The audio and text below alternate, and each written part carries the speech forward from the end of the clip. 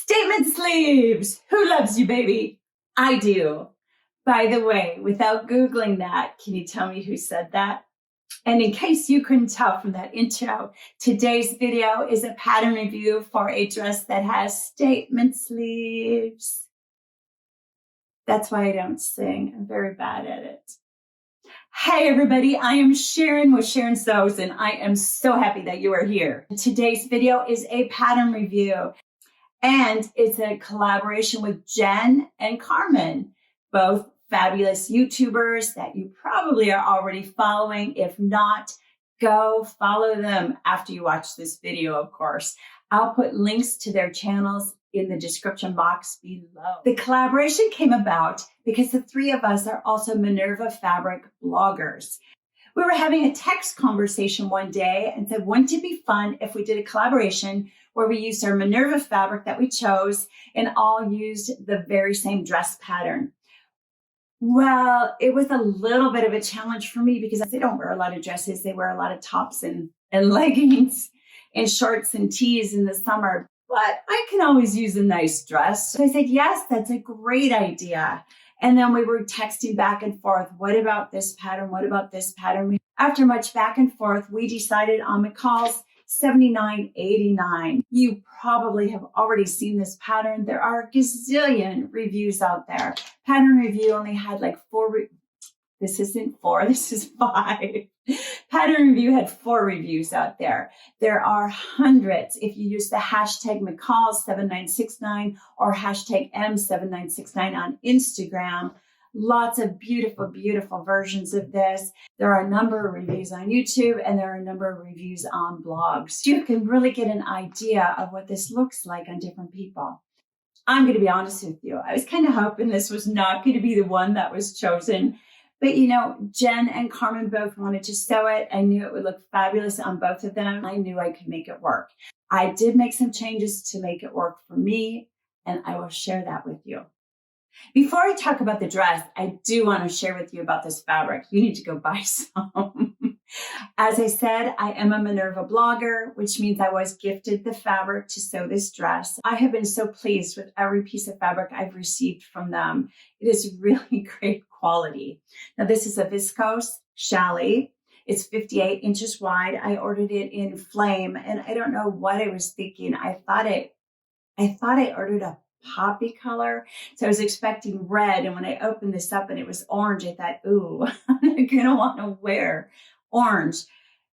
And now that I've sewn it and put it on, I actually really like the orange. I went ahead and pre-shrunk this before I sewed it up. I just put it in my washer on a gentle cycle, cold water, cold rinse, and I actually dried it in the dryer on low heat.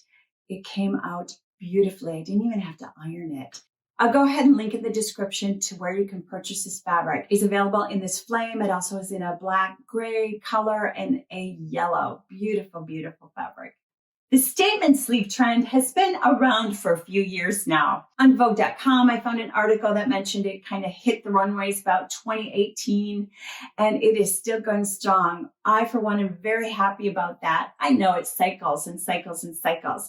I actually vividly remember sewing a dress using a simplicity pattern that had great big sleeves. I'll link a picture to that dress above.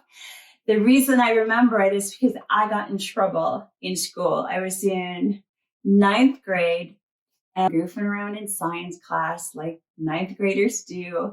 I got in trouble. I got called to the principal's office because of what I was wearing. Okay, probably wasn't appropriate for a 9th grader. Had a deep scoop neck, but the sleeves were amazing, and it was a mini skirt, as you can see from the pattern. The principal told me that I should wear a sweater over it if I was going to wear it to school again. And little Miss 14-year-old, you know, when you're 14, you know everything, right? And I'm all of maybe 5'2" at the time, hands on the head, and I'm like, I sewed this dress and it cost me a lot of money to make. And you can see with these sleeves that I cannot wear a sweater over it. So I will wear this whenever I want to. Why he didn't call my parents, I do not know. That actually was a little unusual for me because I actually was a very good student and very respectful of my elders and my teachers. Anyway, all that to say, statement sleeves have been around for a while. They keep cycling back in fashion, and they've been here for a couple years. I love them. Maybe you do too. And that's the main reason I chose to sew this dress pattern with Jen and Carmen. This sleeve style is definitely very on trend, and it's really a beautiful style. It's very flattering. I chose to add more width to mine, and I wish I would have added even more. I added about 7 inches of width to these sleeves. I simply did a slash and spread. I will show you how I did that. Super simple. The first thing I did was to trace the sleeve pattern. You don't have to do that, but when I alter or slice and dice up a pattern, I like to preserve the original piece. Next, I just took a couple pins, pinned it to my cutting board up at the top because we're going to slice that and we're going to hold that part in place. Next, I took a ruler and starting at the top of the sleeve edge, I simply drew vertical lines parallel with the grain line, 2 inches apart. I ended up drawing 5 lines. So then I took my scissors, paper scissors, of course, and cut each of those lines all the way up to the seam line at the upper edge of the sleeve. Now you can draw in the seam line if you need to. I did not. I just kind of eyeballed it. For this next step, you're going to want tissue paper underneath your pattern piece. Now I'm just using bright pink so that you can see it a little bit easier. Start at the center, take that center line, spread it apart by 1 1/2 inches and pin it in place. Then you're just going to move on to another line and do the same thing. Spread it apart by 1 1/2 inches and pin it in place. Continue until you have all 5 of those lines spread apart. Now this is the point where if you want an even wider width, you can go more than 1 1/2 inches that I did. This gave me about 7 inches more width than the pattern was designed for. And you'll see up at the very top, you've got that pinned in place because that is not moving. Once you have the spread where you want it and you have the pieces pinned, you're going to tape it in place. I like to use a paper tape that you could find in the by Band-Aids, like in Walmart or something. I just find that it's a little bit easier to remove if I make a mistake, and it's not going to look pretty, but it doesn't have to look pretty, right? Only the fabric has to look pretty. So we're going to tape it in place. Once you're done taping everything in place, you're going to grade that bottom edge of the pattern piece. Here's my final pattern piece. It doesn't look pretty, but it works. Simple. When I sew this again, I'm going to add more width, and I'm also going to lengthen that sleeve. I want it a little more dramatic. I want it a little more obvious that it's short here, long here. So I'm going to add a little length to that also. Now, if you do choose to make this wider than it is, you have got to make sure that your fabric is fairly lightweight because there are a lot of gathers going into this tiny little band at the bottom. I typically don't wear a baby doll dress. I just didn't think it was going to be flattering on me. I got to be honest, I really like this dress. I texted my fashionista friend, Judy, this girl, I wish she had a blog or Instagram or something because she knows how to put an outfit together. She's the one that taught me how to combine high-end, high-dollar ticket items with things found at Walmart or Goodwill even. She always looks fabulous. Well, I texted her because I thought, Judy, I really like this, but should I be concerned that I'm wearing a baby doll over the age of 60? And she said, no, you need to wear what you love and what you feel comfortable in. And if it works with your style, go for it.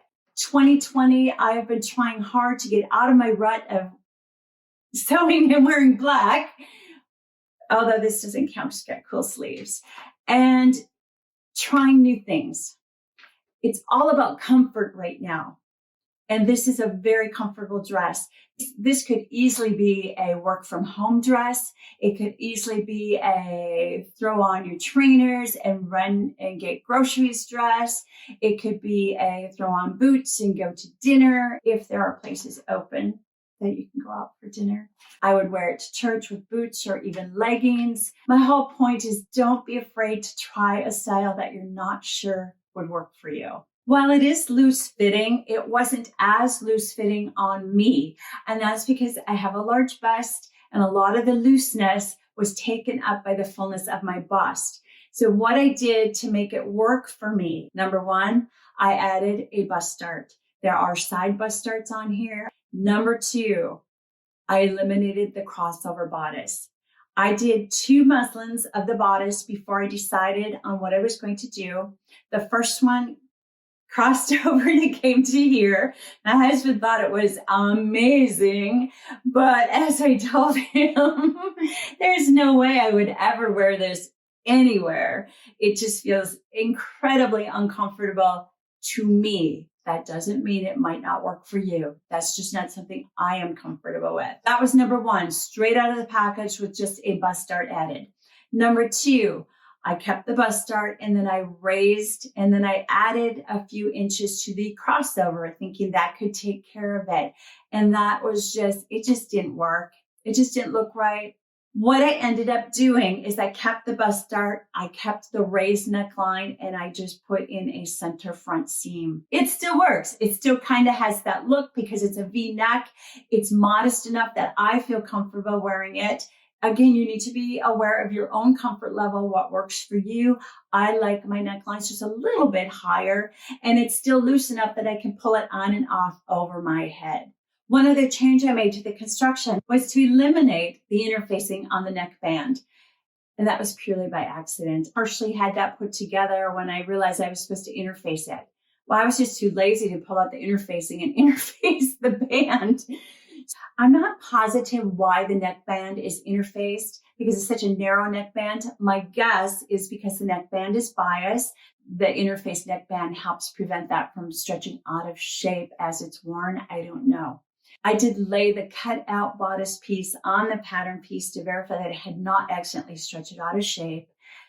And then I pressed stay tape along the seam line to help prevent it from stretching. I also did not turn it under and slip stitch in place per the instructions. I turned it under, pinned it very well, and then I did a stitch in the ditch to hold it in place. I did that on the sleeve band also. Other than that, construction is just so incredibly simple. This is definitely a great pattern for a beginner sewist. I finished all of my seams inside with a 3-thread serger stitch, and I used gray thread because I didn't have any orange thread. I had gray already in the serger. It was just fine. Who's going to see it? That is my review of McCall's 7969. If you have not checked out Carmen and Jen's video reviews yet, I will link to their description below to their channel. Go check them out. Leave them some love. And you know what? The moral of this video is don't be afraid to try something new. Don't be afraid to try something that is going to push you out of your comfort zone that you think is not going to work. I want to thank Carmen and Jen for choosing this pattern, even though I was not real thrilled about it because I'm really happy with the end result. I absolutely love the sleeves. I think you can wear a baby doll at any age, depending on your comfort level and how you style it. I like it. I love the comfort. We're all about comfort right now. The sleeves, of course, are fabulous. I love the sleeves. I will sew this again. Now that I've got all the fitting issues worked out on the bodice, I will definitely sew it again. I think the next one will be a tunic length or even a shorter top that I could wear with jeans because I think I would get more use out of a top. I would be so appreciative if you would give this video a thumbs up. YouTube likes that interaction with a thumbs up. If you haven't subscribed yet, please subscribe. I have a lot of great content in the works that's going to be published in the next couple months. I'm just so thrilled that you're here. I love that we have a chance to connect virtually over our love of sewing. Stay safe. I hope you have a blessed day and happy sewing.